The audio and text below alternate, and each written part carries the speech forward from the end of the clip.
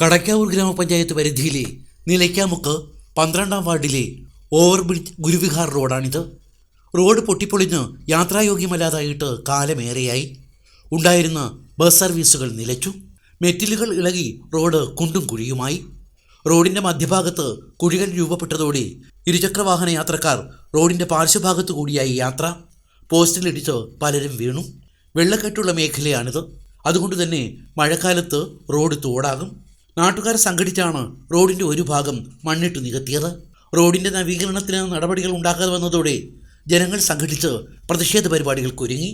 ഇതോടെ പലയിടങ്ങളിലും റോഡ് നവീകരണത്തിന് 30 ലക്ഷം അനുവദിച്ച വി ശശി MLAക്ക് അഭിവാദ്യങ്ങളുമായി ഫ്ലക്സുകൾ പൊങ്ങി. ഈ റോഡിൻ്റെ അവസ്ഥ നമുക്ക് എല്ലാവർക്കും കാണാവുന്നതാണ്. നമ്മളിവിടെ സ്ഥിരം ഒരു യാത്ര പോകണതാണ്, സ്കൂട്ടറിലാണ് പോകണത്. ഇവിടെ വെള്ളം വന്നു കഴിഞ്ഞാൽ യാതൊരു കാരണവശാലും സ്കൂട്ടറിൽ കൂടെ പോകാൻ നമുക്ക് സാധിക്കത്തില്ല. കാരണം എന്ന് പറഞ്ഞാൽ അത്രയ്ക്കും മുട്ടിനൊപ്പം വരെ വെള്ളം വരുന്നതാണ്. ഇപ്പം തന്നെ എത്രയെങ്കിലും പേര് ഇവിടെ വീണിട്ടുണ്ട്. നമ്മൾ ഒരുപാട് പ്രാവശ്യം പഞ്ചായത്തിൽ കംപ്ലയിൻറ്റ് ചെയ്തിട്ടും അവർ ഇന്നതുവരെ ഇതിനു വേണ്ടി ഒരു കാര്യവും ചെയ്തിട്ടില്ല. ഇപ്പോഴും നമ്മളൊരു ജനങ്ങളെല്ലാം കൂടെ ചേർന്ന് പഞ്ചായത്തിലോട്ട് ചെല്ലുമെന്ന് പറഞ്ഞപ്പോഴത്തേക്ക് ഒരു 30 ലക്ഷം രൂപയെന്നും പറഞ്ഞുകൊണ്ട് ഒരു ബോർഡ് കൊണ്ടുവച്ചിട്ടുണ്ട്. ഇത് ഒരു 7 വർഷത്തിന് മുമ്പേ അലോഡാക്കിയ ഒരു സാധനമാണ്.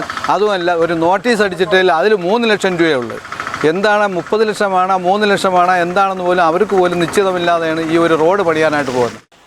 ഇത് കടയ്ക്കാവൂർ ഗുരുവിഹാർ റോഡാണ്. റോഡ് അനിശ്ചിതമായിട്ട് കിടന്നിട്ട് ഇപ്പോൾ നാൾ കുറേ ആയിട്ടുണ്ട്.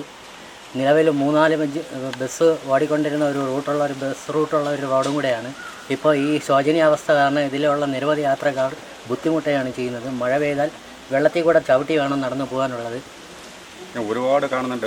1-2 കുട്ടിയുടെ ഇവിടെ മറിഞ്ഞു വീണ് ഞാൻ പിടിച്ചുകൊണ്ട് പോയി ആശുപത്രിയിൽ കൊണ്ടുപോയത്. ഒരു പെൺകുട്ടിയുടെ 14 വയസ്സാവും, തല പൊട്ടി, ഞാൻ കൊണ്ടുപോയത്.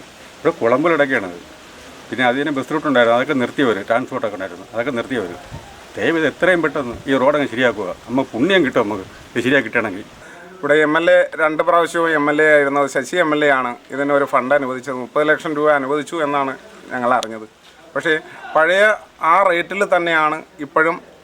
ആ ഒരു വ്യത്യാസം വരുത്തുന്നില്ല. ആ റേറ്റിൽ തന്നെ കൊട്ടേഷൻ പോകണമെന്നും പറഞ്ഞ് നിർബന്ധം പിടിച്ചു.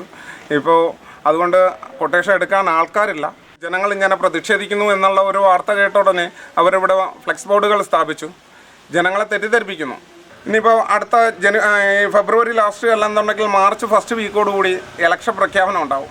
ഡേറ്റ് പ്രഖ്യാപനം വന്നു കഴിഞ്ഞാൽ ഈ റോഡിൻ്റെ അതിനുശേഷമാണ് ഇവർ ഈ ടെൻഡർ എടുക്കുന്നതെന്നുണ്ടെങ്കിൽ എന്ത് ചെയ്യാൻ പറ്റത്തില്ല, ഈ റോഡിൻ്റെ വർക്ക് ചെയ്യാൻ പറ്റത്തില്ല. ഇലക്ഷൻ കഴിഞ്ഞതിന് ശേഷം മാത്രമേ അത് ചെയ്യാൻ പറ്റത്തുള്ളൂ. അതുകൊണ്ടുള്ളത് ഇന്ന് വീണ്ടുമുള്ള ബുദ്ധിമുട്ടെന്ന് പറഞ്ഞാൽ ഇലക്ഷൻ കഴിഞ്ഞ് കഴിയുമ്പോൾ ഏകദേശം 3 മാസം കഴിയുമ്പോൾ ഇവിടെ മഴയും തുടങ്ങും. മഴ തുടങ്ങിക്കഴിഞ്ഞാൽ പിന്നെ ഇതിൽ കൂടെ പിന്നെ ജനങ്ങൾ നീന്തിപ്പോകേണ്ട ഒരു അവസ്ഥയിലോട്ടാണ് വരാൻ പോകുന്നത്. ഈ 30 ലക്ഷത്തെക്കുറിച്ച് പറയാൻ തുടങ്ങിയിട്ട് കാലം ഏറെയായതായും ദേശവാസികൾ പറയുന്നു.